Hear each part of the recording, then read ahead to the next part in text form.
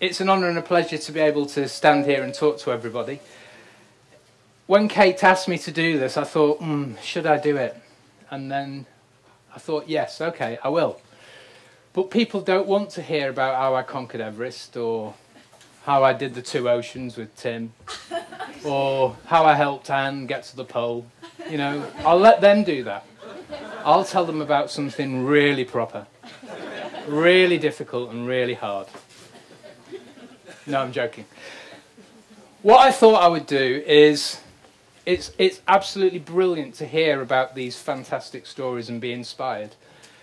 But for most of us, the possibilities to go to the North Pole or to go to the Everest or to do something so extreme is not beyond our abilities, but we may not get the opportunities. And so what I thought I would do is give you something that you can all do.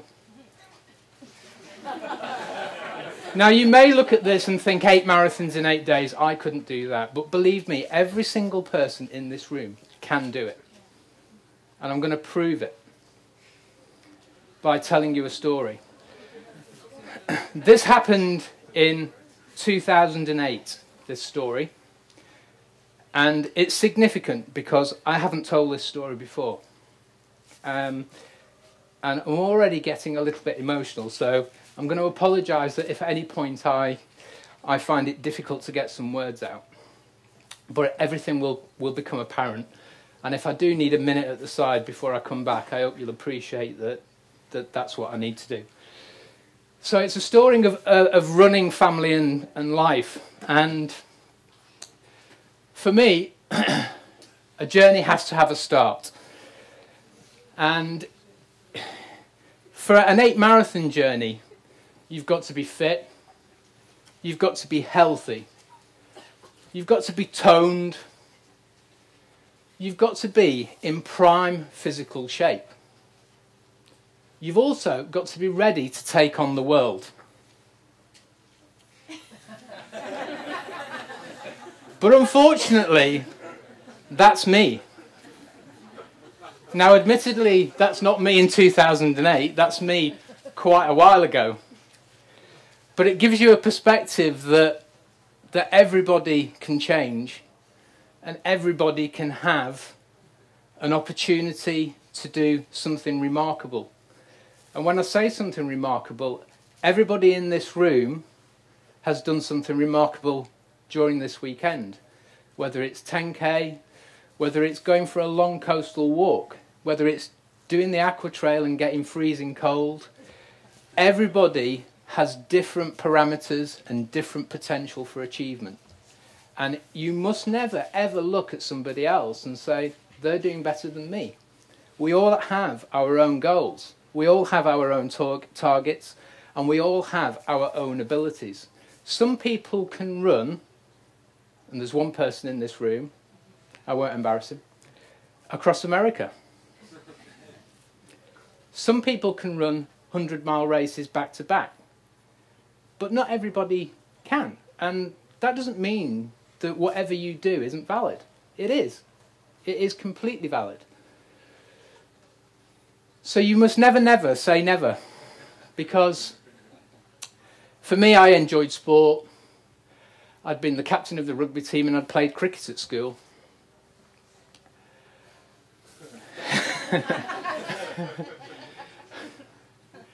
And we've all been there, haven't we, at some point? Well, maybe not. But, you know, I looked in the mirror and I thought to myself,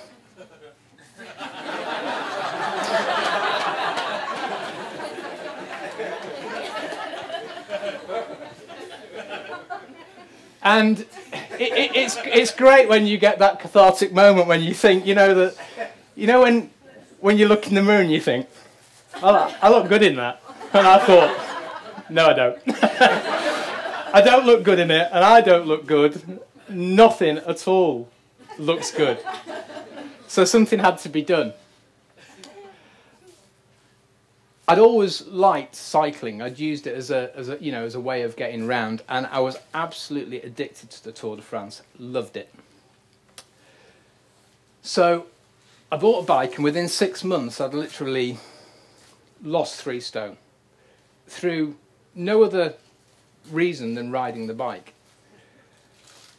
The initial process of being on a bike and actually changing my mindset from this being a place to get from, a way to get from A to B, it actually became a purpose-building thing that I wanted to get fit.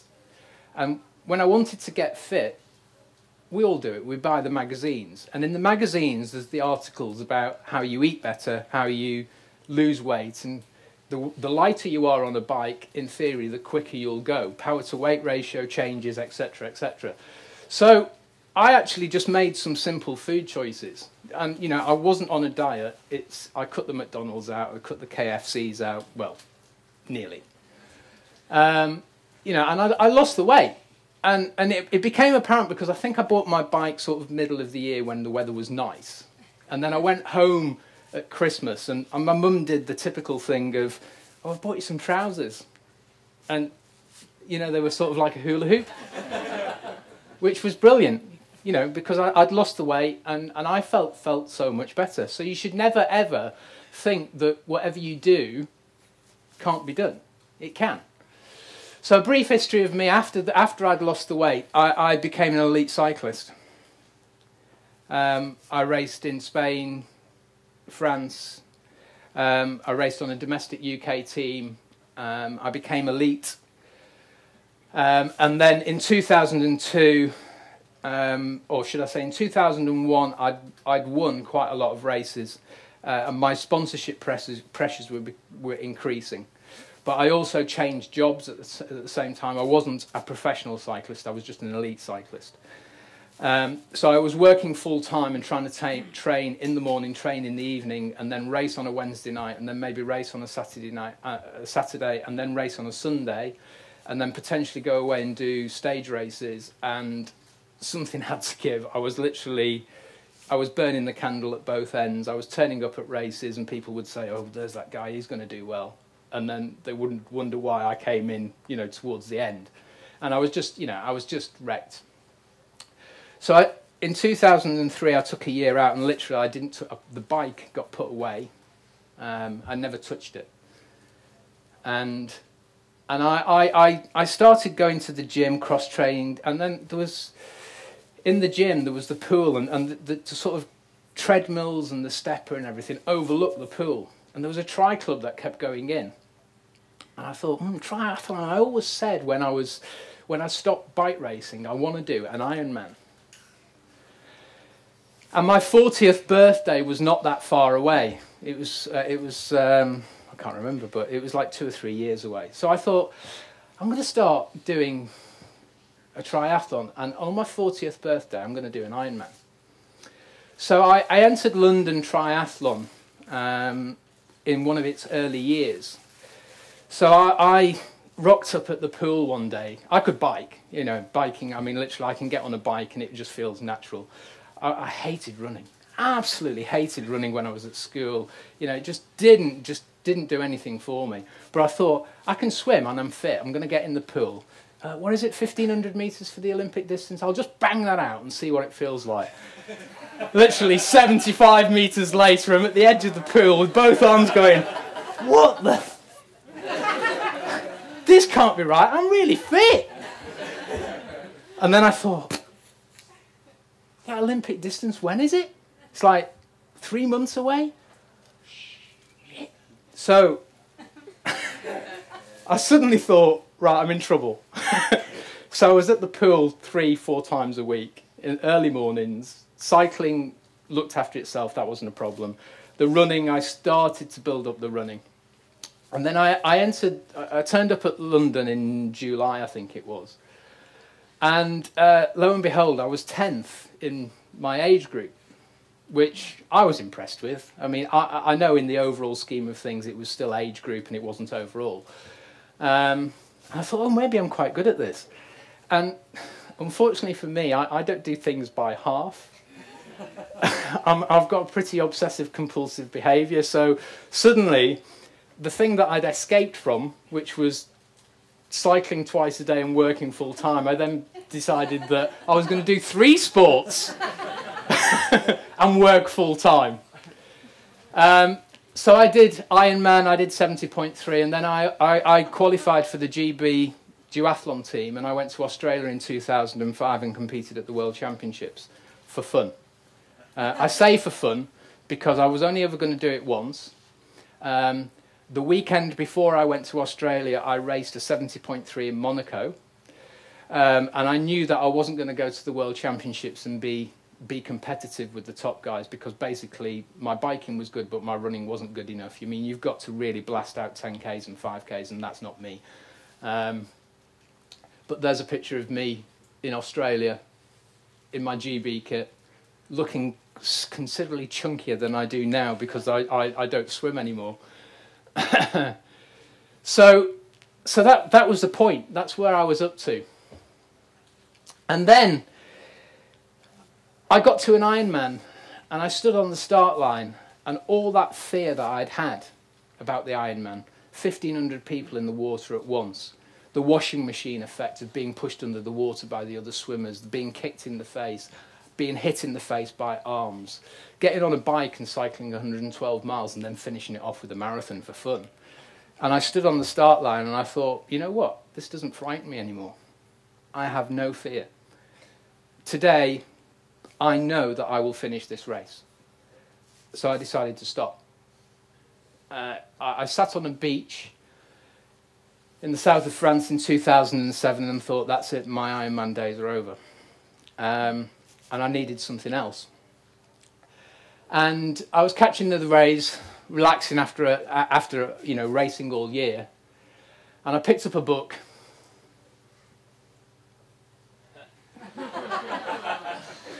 And I started reading this book and I thought, this guy is nuts. Absolutely nuts.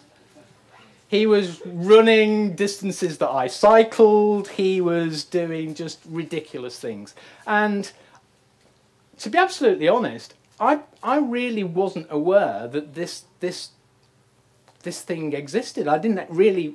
I knew people ran more than marathons, but I didn't realise they did this sort of stupidity. I mean, and I thought, running longer than a marathon, now, you know what? That really, really does frighten me. So the thought process was, I needed something new. I needed to test myself. I needed something that scared me. I needed something I didn't know I could finish. And that does motivate me. So Dean Canazes gave me the inspiration, and I had a thought process. And that thought process was,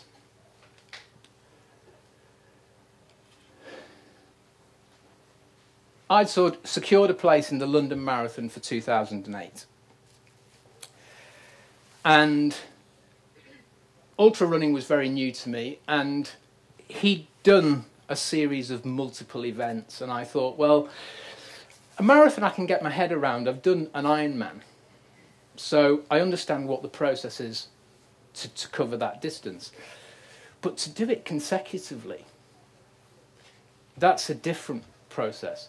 And then I knew Ralph Fiennes and Mike Stroud had done the 7 marathons in 7 days on the 7 continents, and I thought, oh, these are the only people doing this. I know now that they weren't, but at the time it wasn't really that publicised. So I thought, oh no, I'll do 8 marathons because they did 7. So that'll mean I'm one up on them. So 8 marathons in 08. I liked the ring of 8 in 8 in 08. So that became a little bit of a thought process, 8 in 8.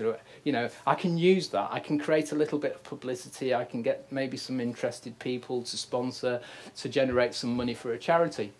At the same time, I'd actually been reading Jane Tomlinson's book, or books, and they inspired me. So I decided that what I did in this event would raise money for Jane Tomlinson's charity. So the 8 marathons, so I didn't know how I was going to string the 7 together and finish with London Marathon. Then a friend recommended me the Thames Path.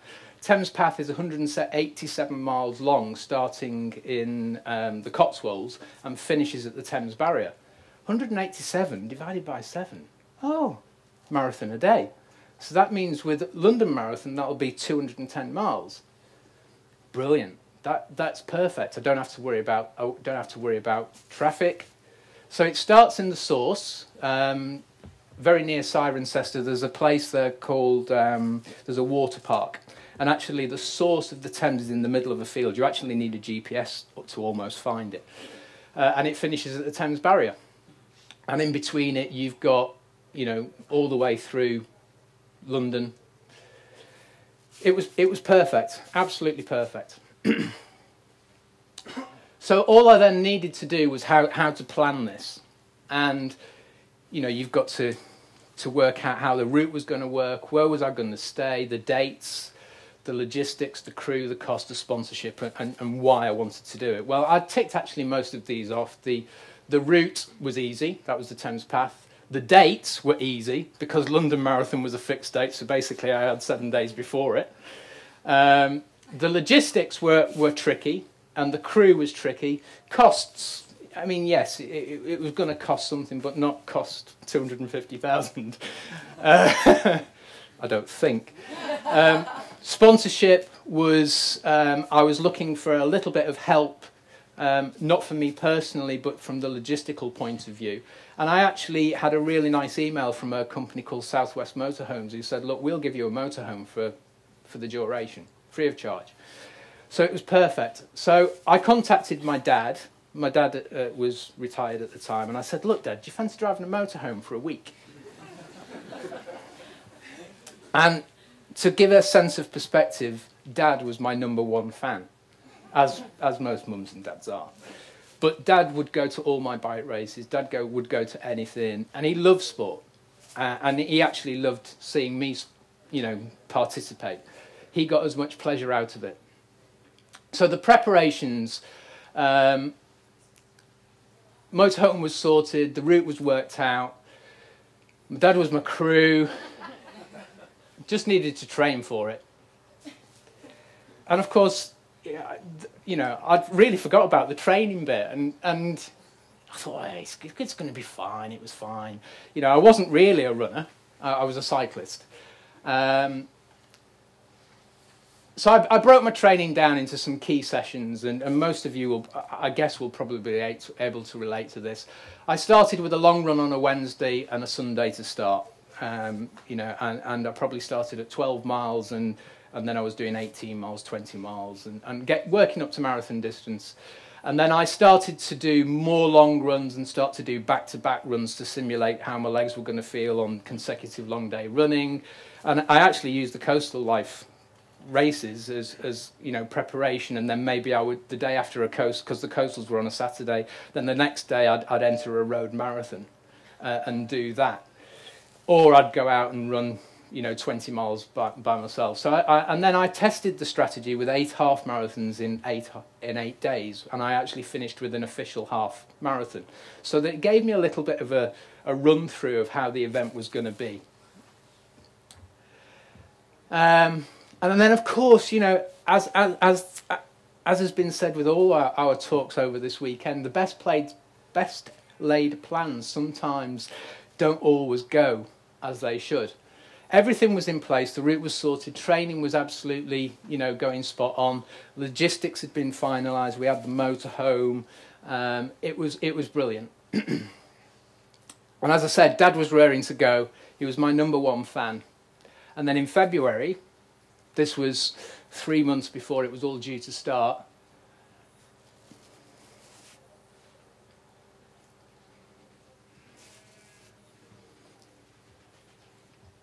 Dad said to me, I found a lump. So at first, you know, you try and bring everything that you've learnt from the sport that you've participated in, the strength that you need internally to finish things. And we've all been there. Oh, don't worry, it'll be fine. It'll be all right. But I knew with my dad that when he brought something out in the open, it was for a reason, because he internalized most things. And, you know, my initial reaction was, well, how can I How can I run? You know, my whole reason for doing the run was for another charity, and I couldn't be so selfish that I would do 8 marathons when I didn't know what my family was going to need. I didn't know what my dad was going to need. But typically my dad said, no, you will run, because things shouldn't change. So with the thought process of my dad wanting to run, I had to change the whole way that I looked at everything. It was now no longer a fun event. And I contacted Jane Tomlinson's charity and told them the situation. And I said, you know, what I'd like to do is be able to now split the funds, because Dad's cancer was pancreatic cancer. Or at least we thought it was pancreatic cancer.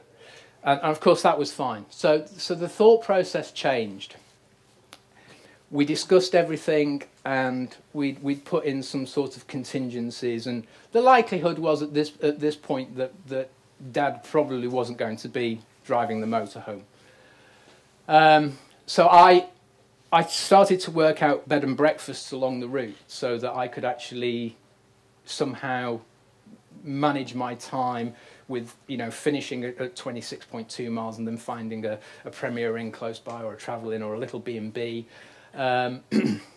My then wife and son were going to support me instead of my dad. And so we'd come up with the strategy. You know, I'd be picked up at a finish point and then driven to a hotel to stay. And then it all come together, and then Dad phoned me up and he said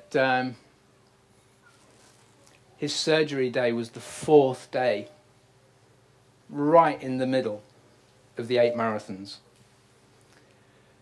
And as you can imagine, that was my initial response, because the mental process, the thought process of running along the Thames Path while my dad was in a life or death situation, and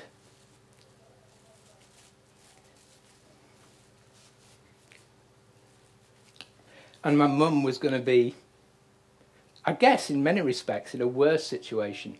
You know, and I'm sure you can relate to that Dad actually was really good at saying, this is it, you know.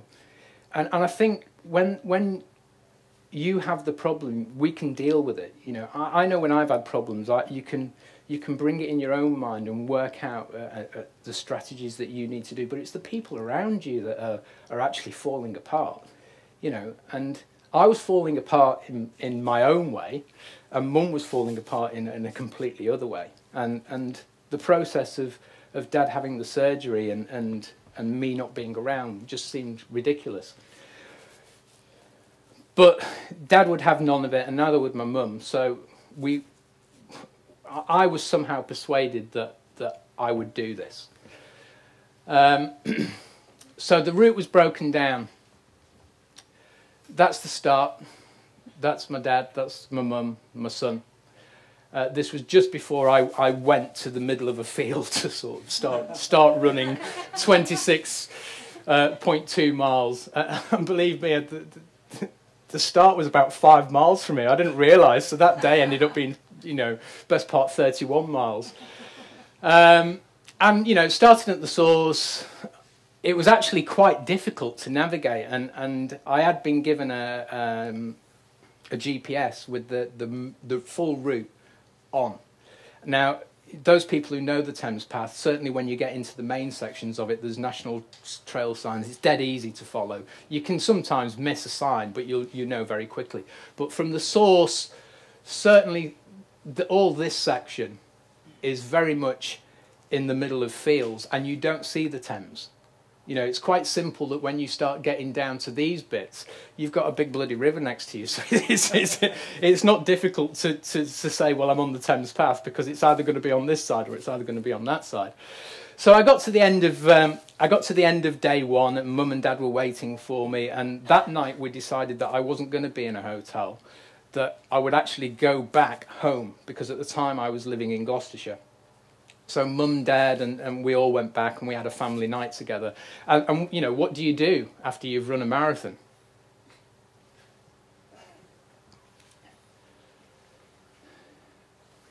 This seemed like a good idea at the time. Somebody told me that you stand in ice cold water and your legs will recover quickly. I'm not joking. I was in there for about a minute. How you stood 70 days at whatever temperature it was. I mean, literally, that water was ice cold. I got in there. You can see on my face, I was in there a minute and out.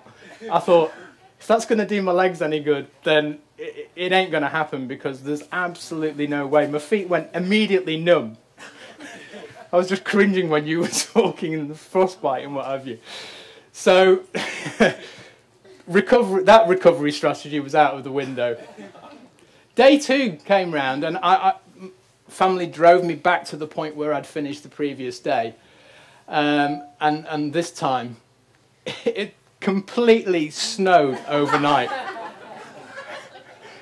Believe it or not, April, right? It was a sunny day when we started the next day. Woke up the next morning and all I heard, any children in the room? My dad saying, everyone's covered in snow. I said, yeah, don't take the mickey. We looked outside. Oh yeah, it is. Snow everywhere. So day 2 turned into a little bit of an epic, because it was cold. My feet were absolutely freezing running through it. And I had to get to Oxford, again, where I was being met at Oxford, and we then got transferred through to a hotel, stayed the night. Day 3, starting from Oxford, coming all the way down through to a place called Wallingford, and I was met this day by a really good friend of mine called Dave Granger, and Dave had testicular cancer and had recovered, and this guy himself is a complete and utter inspiration. Since his recovery from cancer, he's cycled the whole of the Tour de France with other cancer sufferers. I think it was 1 day or 2 days behind the pros. The whole route. He's swum the Channel, and he's now contemplating doing the Arch to Arc, which is where you run from Marble Arch to the coast, swim the Channel, and then cycle from the coast to the Arc de Triomphe. So that is the type of inspiration that comes from being to a close death experience. And when I said at the beginning that you all in this room can do 8 marathons, you can. You absolutely can. Because all you have to do is change the mindset of, well, why can't I do it?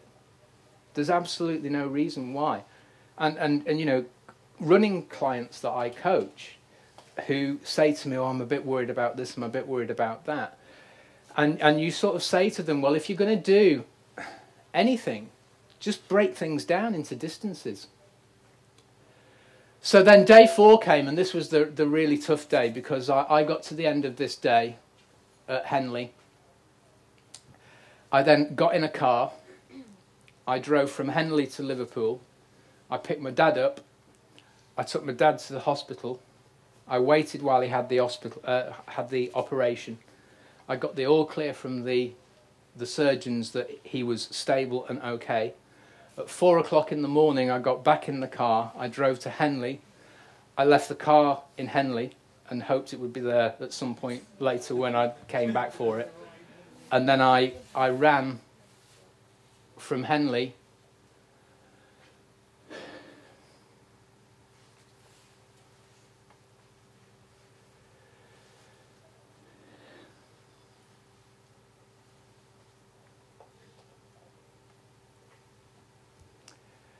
This was the really, really tough day, because I was sleep deprived, stressed, emotionally a bit of a wreck, and all I remember that day was running and crying.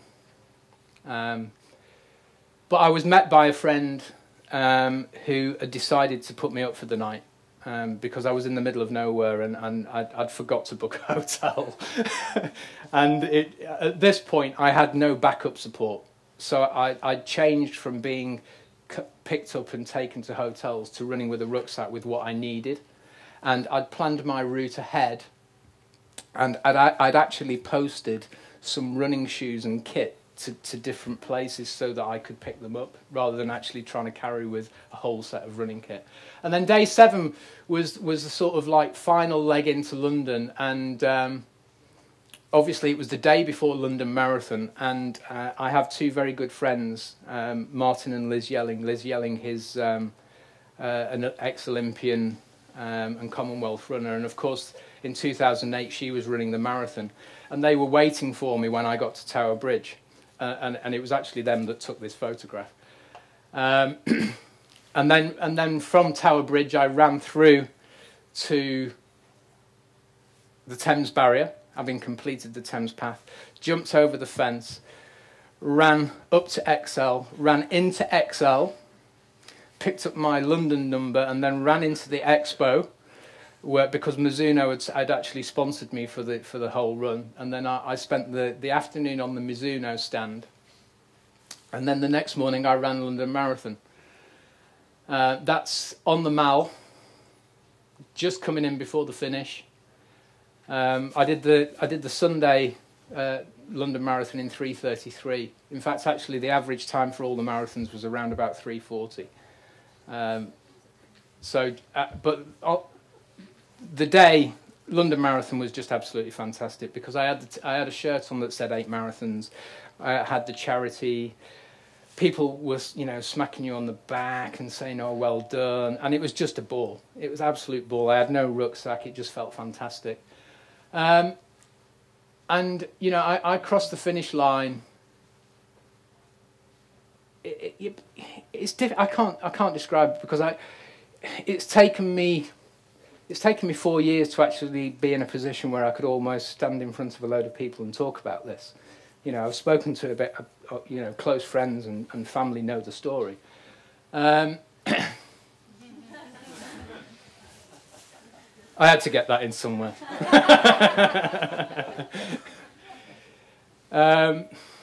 Your body it really is strong, but more often than not, it's the mind that is weak. And I know, looking back, that my body would have got me through anything. It was my mind that was actually going to let me down.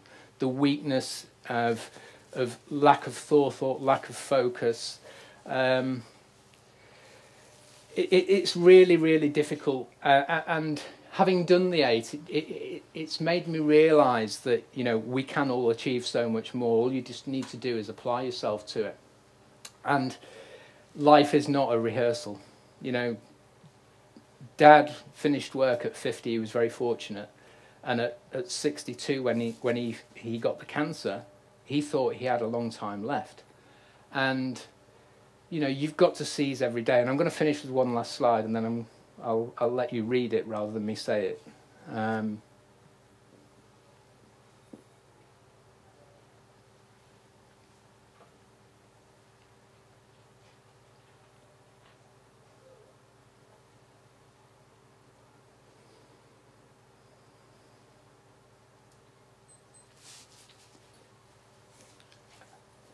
And I'm going to finish with that.